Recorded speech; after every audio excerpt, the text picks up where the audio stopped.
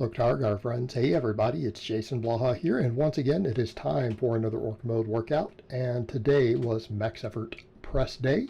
But a quick reminder for those of you who watch these videos every day, please click like down below, it would be greatly appreciated. Let's get over to the training. The bench is slowly coming back up. My shoulders actually feel great today. I have no inflammation or fatigue today, and that's a good thing. And that's one reason I decided to skip out on the overhead pressing. I can get enough from Incline. I just need to do extra tricep work after that. Because I want to start getting straight bar squatting back in. And I need my shoulder health to be perfect for that. No inflammation when I get to lower days. So, this went pretty good. I went with the 275 plus the 54 chains, and it felt like, well, I can do another jump. So I jumped up 10 more pounds. And I think in terms of just overall weight, since I've come back again from the last round of shoulder inflammation, this is the heaviest I've pressed. So it's coming back up. I thought it was funny. I had someone ask in the comments, they're like, because they clearly don't follow me long term. They're like, is your goal to get to a 315 bench this year? And I'm like, oh my God. I hit 352 a couple times last year before my shoulder issues, which are again not press related. So it was kind of funny. It's like, no, my goal would be 375 this year. That was last year's goal before I got hurt. Okay, before I got hurt. So it's what we need to do this year. And I think it's perfectly reasonable.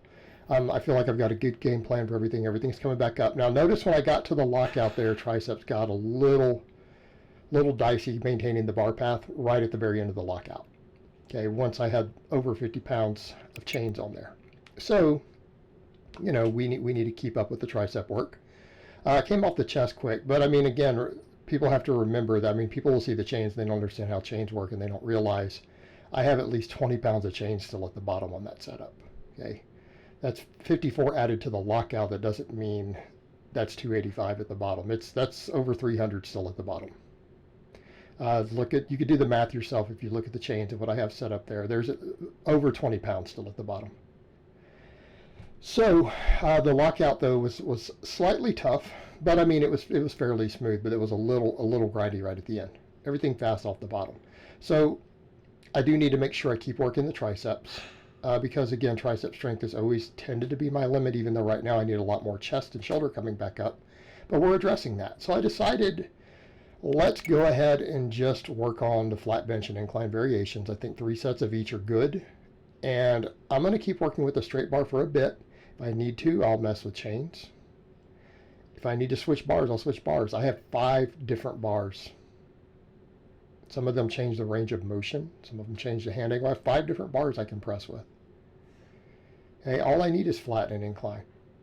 And I'm going to hammer these really hard. And I'm going to do them all pause. And I'm noticing I do better on incline when I pause every rep. I'm actually stronger on the incline when I pause every rep. And we'll get to that in a minute. It's because I maintain a better bar path. It matters. Where I touch matters. Where I push the bar through matters for me a lot. But these went good today. I managed to get more than 10 on the last set. I bumped this 2.5 pounds, so we're up to 237.5. I did 2 sets of 10, all paused, and I did a set of 11. Now the 11 was tough. That was, I think, no reps in reserve. The 11th rep was tough enough that I questioned if I could get a 12th rep. There was doubt in my mind. And all things considered, that makes sense. My bench would be stronger. If I could knock out 12 reps pause with 237.5, my bench would probably be close to 350 again already. Close to. Not quite there. I feel like without chains, if I were to do straight weight, about 330, 335 is probably the best I can do at the moment. So, you know, we're still 20 pounds from where we were. But I don't think it's going to take long to get there.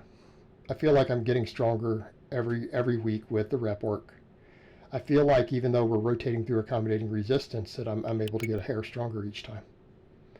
We're seeing a general upward trend. Everything's coming back, and the main thing is keeping the shoulders healthy. And it's a combination of me doing the extra rear delt work with some basic stretches and things for my shoulders and my chest and everything. And some things I find I can do better than others. I've had to kind of drop the dead hangs I've been trying to do. I just can't do them. They hurt too damn bad. That is the one thing that hurts. And people say, oh, just suck it up. It's like, dude, there's pain and then there's pain. So But I'm doing a lot of stuff on my door frames and like wall presses and things. And then some general movement, just moving my shoulders a lot. It seems to be helping. Things are doing quite well. Like even now, I have no pain in my shoulders or my shoulder that was hurt at all post-workout. So that's a good thing. I'm very happy about that. And again, all from doing pull-ups. So the rows went good. I went up 2.5 pounds today, and I managed to squeeze out extra reps on the last set. And I forgot my count. I counted as I was doing them. I forgot to make a note of it. I think I might have got 12. Okay. And I did these all pretty strict. Kept my torso in the correct position. Right? And managed to get 12 even with that minor weight bump. I need to keep increasing the weight because that means I'm sandbagging. Okay? If I can do 12 on the third set, right? This is probably a 13 rep max. It means I'm leaving 3 reps in the tank on the first 2 sets. That is, you know, a little, we need to bring that up. Okay? I need to do another weight bump. I need to go up to 250. Need to go to 250. Okay, with incline, my first set's always my hardest. Again, I was worried because it felt so hard last time. I'm like, I don't know if I'm going to be able to handle a weight increase, but I went up 2.5 pounds. I got all my sets. I got all my reps.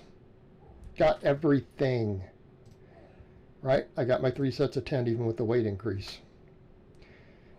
Now, the thing that I noticed more and more, for me, if I pause on the chest, it gives me better bar path. And if I have a better bar path on each rep, I can touch at a better point on the way down. The main thing for me on the incline is keeping it low on the chest. Right? Even though I'm at a 45-degree incline, which is a relatively steeper than a lot of people are using, I need to touch low on the chest all the way down by the nipple. When I'm higher on the chest, that is what I've noticed does. Sometimes the shoulder doesn't always like it, and I struggle with the follow through, the lockout. And it's because the bar drifts too close over my face. Okay? I need this to be like my power bench. Right? Essentially, inclines is going to be like my power bench at this point. Same movement. Pausing, sinking, driving. But it's at a higher angle. So we're using more upper chest, and it's a longer range of motion. That's one of the big deals. That's one reason the incline is such a good chest builder. It's the range of motion. Right? Look how much further I have to move the bar. You get a deeper stretch on that chest. Okay? These two things together are going to hit the flat bench with the incline, as long as I can rotate through bars again to have variation. Sufficient volume on both with appropriate tension. I think that's going to be the key here. It will build my whole chest up. It will build my front delts. Incline is superb for the front delts. Now, we could argue the lower chest will get hit more on the flat bench, and we do need it for benching. But outside of that, I need my shoulders and my triceps to get stronger. Because I'm doing the higher rep benching, that's going to give me more pec, lower pec. That's going to give me all the lower pec I really need to get good at max benching. Okay, because it doesn't develop in an even ratios. And there's data to suggest that when we start getting, you know, about 75% or lighter, which is about 8 rep max or heavier or more, right? What happens? It seems to give a better ratio of chest activation for the total set than it does delts and triceps. Especially compared to a max. So then for the maxing, I need the extra shoulder and tricep work, which the incline addresses, along with the rest of the chest development. So I think I'm pretty good there. I think that will do it. And I don't need more actual pressing volume than the maxes and then the 6 sets, as long as they're quality sets. Okay, I did something a little different with these rows. I went up 10 pounds and only did 3 sets. Talk about grip and forearm pump. My God, my hands hurt at the end of every set. Even my hands hurt. The actual skin on my thumbs and fingers hurt just from trying to squeeze that smooth 2-inch diameter bar. The forearm pump was unbelievable. It made me realize I need to do hammer curls today, just to make sure those forearms are getting worked enough so that I can get good at this exercise. But talk about grip training. And then I ended up getting more reps. I'm like, I got to the third set and I'm like, I know my grip felt like it was failing on the second set, but I bet you if I just squeeze and grind through, I can get more reps. Lo and behold, I think again, I got like 12 or something on the third set. Okay, my grip is coming along really, really good. The grip work is paying off. Because, I mean, we're getting now to where these are actually almost respectable weight even for my lats. It's not as good as my Pendlay rows with the other bar. But we're getting heavy enough that we are actually getting some decent, you know, lat and rear delt and trap work out of it now that we're above 200. All right, I want to see if I can continue this trend. Like I said before, goal will be to get to 220 for sets of 10. That doesn't feel that far away. Okay. Because I only got 5x10 with 200 last time, and I went up 10 pounds and still got the 3x10 with a couple extra reps. Now, again, the forearm pump was ridiculous, especially the whole top half of my forearm. Okay, and I notice I feel the lower half of my forearm on the JM presses the way I'm doing them now that I'm doing them correctly. So I decided that triceps can handle more volume than some of the other muscles. So what do we need to do? Optimize the volume and tension for the pecs and delts, and then build these triceps up with a little more volume. They can handle the extra volume after the pressing. So I did the JM press. Today I decided, look, I need to build triceps more at the bottom too, right? I need to make sure that my triceps are strong all the way through. I'm going to rotate between chains, bands, and then straight weight in phases to make sure it's easy on my elbows. But I'm like, you know, let's just run straight weight. It gives a different burn in the tricep, and I need to make sure my triceps are strong coming out of the bottom too. Because if my triceps are stronger out of the bottom, they're not going to be as fatigued when they get to the top of a max bench, right? That's the other way to look at it. And we can do both. We can do both. I can do accommodating resistance. I can do that with some of my other pressing too. Okay, and then the others, I went to the side shot so you guys can see what I'm doing better. I went up 10 pounds. I realized 85 was too light, and I hadn't even been working with 85 when I switched over to the chains and started going to heavier and heavier chains, but the strength has come up real quick again now that I've kind of have the form figured out on how to do the JM press the textbook way. And when you guys look at this, I'm sorry, I've had people say, oh, you don't know how to do a JM press. This is a correct JM press. If you watch what I do and you go watch JM Blakely's tutorial and you watch it, I am literally following his instructions. Okay. So I did 5 sets of 10 with the next weight bump up. After that, the first one will count it as a warm up. Because if I can do 5 sets of 10 with 10 pounds more, then the other was just a warm up. It doesn't count. So then you guys will see kind of what I'm doing with the technique a little better from the side view. You guys will see it is above my face. The bar is actually right above my nose when I get to the bottom, because I can see the bar over my eyes. As it comes down, I can see the bar directly in front of my face. So that's what we're doing, and we're stopping, coming down when it reaches that point where the bicep touches the forearm, and then coming back up. Great tricep pump, and I got a lot of the forearm, the underside of the forearm. I always feel it on these two, and a lot of my lifters note that.